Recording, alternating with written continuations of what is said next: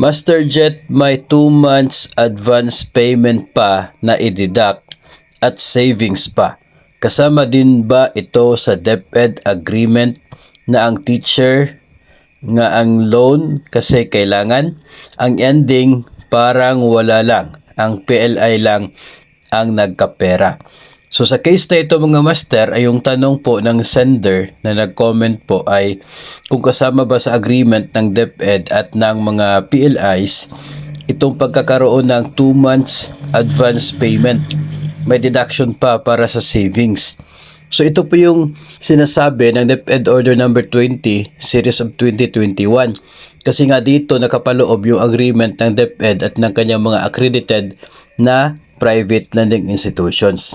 Klaro po na the lender shall not deduct advance payments from the loan proceeds of the borrowers.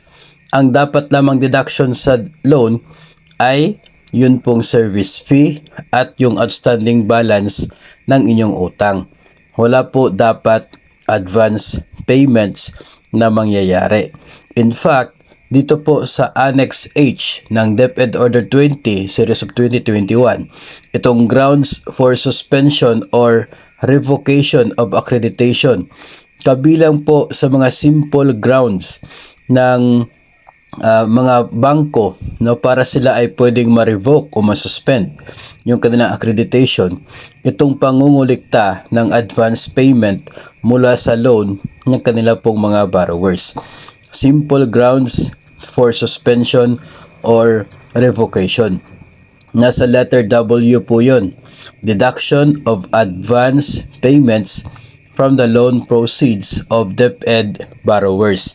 So mahigpit talaga na pinagbabawal yan ng DepEd.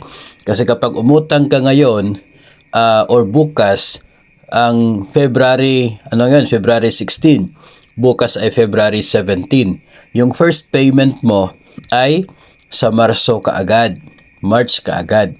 So hindi po pwede na mag-deduct ng advance payment si bangko. Kasi the following month ay magsisimula na yung amortization sa inyong inaplayan na loan. Yun po ang nasa agreement ng bangko at ni DepEd. Kaya itong mga bangko ay dapat sumunod dito po sa agreement nilang ito.